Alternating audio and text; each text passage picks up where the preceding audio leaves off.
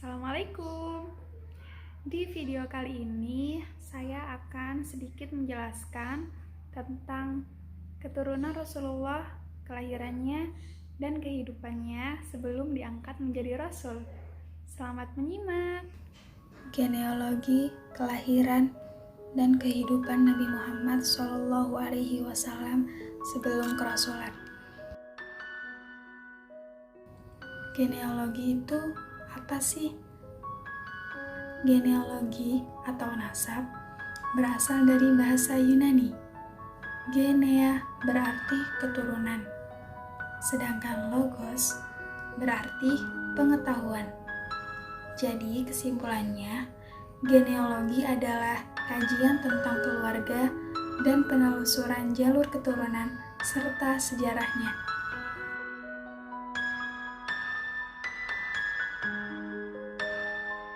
Nah, sekarang yuk mengenal silsilah Nabi. Perhatikan baik-baik ya. Nabi Muhammad juga dikenal dengan sebutan Ahmad. Ayah beliau bernama Abdullah.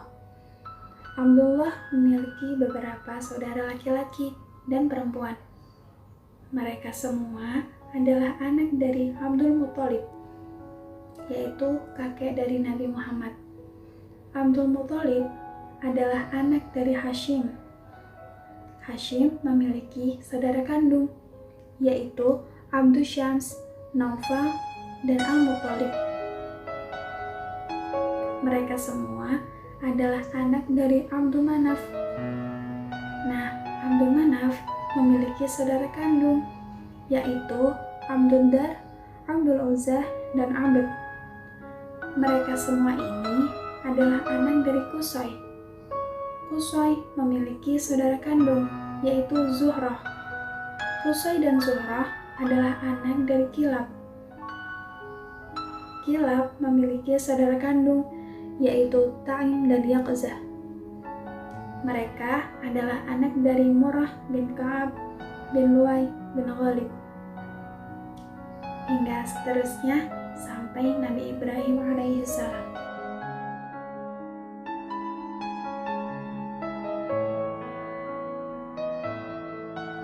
Nabi Muhammad SAW berasal dari suku Quraisy.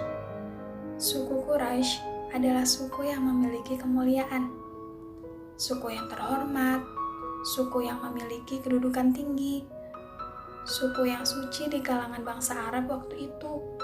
Bahkan para imam banyak yang berasal dari suku Quraisy. Lalu dari mana sih asal-usul nama Quraisy itu? Pada awalnya, julukan Quraisy diberikan kepada Nadhr bin Kinanah, yaitu kakek ke-12 dari Nabi Muhammad SAW. Kemudian, nama Quraisy pun banyak dinisbatkan kepada Fihr bin Malik bin Kinanah. Mengapa demikian? Karena di antara cucu-cucu Nadhr bin Kinanah, Fihr bin Malik adalah satu-satunya cucu laki-laki. Oleh karenanya, nama Quraisy pun dinisbatkan kepada Fihr bin Malik bin Kinanah.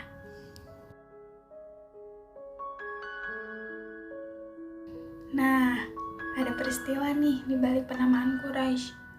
Pendapat pertama, pada suatu ketika Nadhr bin Kinanah menaiki kapal dan bertemu dengan paus yang dijuluki dengan nama Quraisy. Kemudian, Nadhr bin Kinanah berhasil menaklukkan ikan paus tersebut.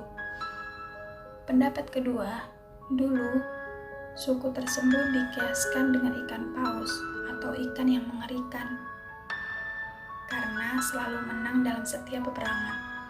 Nah, ikan yang mengerikan tersebut terkenal dengan nama Quraisy.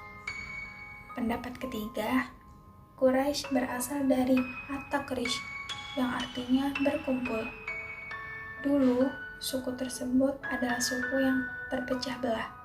Kemudian ada satu waktu di mana mereka bersatu kembali.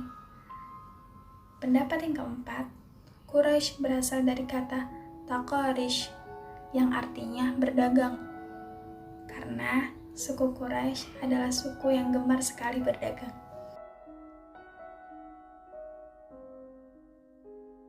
Tahu tidak siapa tokoh Quraisy yang paling menonjol di kala itu? Salah satunya adalah Qusay bin Kilab.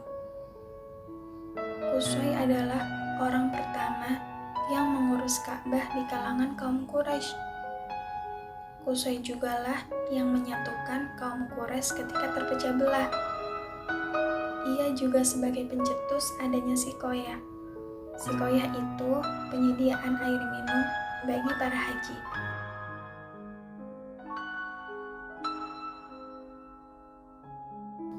Nah, selanjutnya kita akan membahas tentang kelahiran dan kehidupan Nabi Muhammad sebelum masa kerasulan.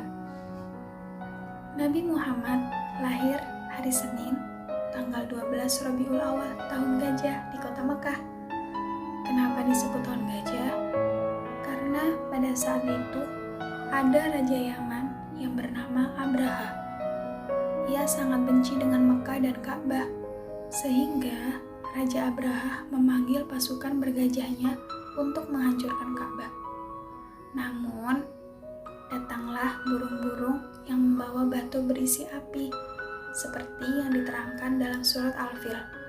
Kemudian, mereka menghancurkan tentara bergajah, dan Raja Abraha pun mati bersama bala tentaranya. Pada saat peristiwa itulah, Nabi Muhammad dilahirkan dari pasangan Abdullah dan Siti Aminah. Kala itu, keadaan bumi menjadi tenang, langit menjadi cerah, angin sepoi-sepoi, tanaman-tanaman menjadi subur, dan bayi tersebut mengeluarkan sinar hingga menyinari kota. Nabi Muhammad lahir dalam keadaan yatim, karena semenjak di kandungan, ayahnya telah lebih dulu tiada. Seperti kebiasaan penduduk di kala itu, setelah lahir akan disusui oleh wanita yang tinggal di pedesaan. Begitu pula Nabi Muhammad. Nabi Muhammad disusui oleh Suwaibah beberapa hari saja. Kemudian dilanjutkan oleh Halimatus Sa'diyah selama 4 tahun. Halimatus Sa'diyah sangat menyayangi Rasulullah, hingga dianggap seperti anak kandungnya sendiri. Di waktu kecil inilah Rasulullah didatangi malaikat Jibril. Dibelah dadanya, kemudian dicuci jantungnya untuk disucikan dirinya. Setelah itu, Rasulullah tinggal bersama ibunya, namun hanya hingga usia 6 tahun 3 bulan 10 hari saja, karena ibunya telah wafat ketika perjalanan kembali ke kota Mekah.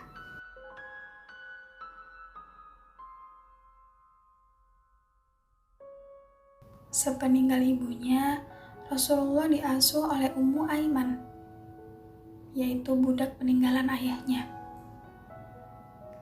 Nah, setelah itu, Rasulullah diasuh oleh kakeknya yang bernama Abdul Muthalib. Abdul Muthalib adalah pembesar kaum Quraisy, sehingga disegani oleh orang-orang di seluruh Mekah. Menginjak usia 8 tahun, kakeknya pun meninggal dunia. Atas amanah kakeknya, kemudian Rasulullah diasuh oleh pamannya yang bernama Abu Thalib. Abu Thalib sangat menyayangi Rasulullah. Abu Thalib memiliki anak bungsu, yaitu Ali bin Abi Thalib. Nah, dari pamannya inilah Nabi Muhammad banyak belajar tentang mengembara dan berdagang. Pada kesempatan kedua, Rasulullah pergi ke negeri Syams dengan membawa barang dagangan milik Khadijah binti Khuwailid bersama pelayan laki-lakinya yang bernama Maisarah. Maisarah melihat hal-hal yang luar biasa terhadap diri Rasulullah, hingga ia pun takjub dan menceritakannya kepada Siti Khadijah. Mendengar itu, Siti Khadijah sangat terpesona kepada Rasulullah dan berniat untuk melamarnya. Akhirnya, ketika Rasulullah berusia 25 tahun, keduanya pun menikah dan dikaruniai 6 orang putra, yaitu Qasim, Ruqayyah, Ummu Kulsum, Zainab, Abdullah, dan si bungsu Fatimah. Dan ketika Rasulullah menginjak usia 35 tahun, kaum Quraisy sedang membangun Ka'bah dan telah dalam fase peletakan Hajar Aswad. Namun, mereka berselisih pendapat tentang siapa yang pantas untuk meletakkan batu pertama kali. Akhirnya, mereka memutuskan bahwa yang pantas adalah orang yang pertama kali menemui mereka, yaitu Baginda Muhammad SAW. Nah, selesailah sudah pembahasan yang saya jelaskan. Semoga kita bisa mengambil hikmah dalam video ini. Teruslah bermanfaat untuk orang banyak, dan jangan lupa bahagia. Terima kasih, semoga bermanfaat. Wassalamualaikum warahmatullahi wabarakatuh.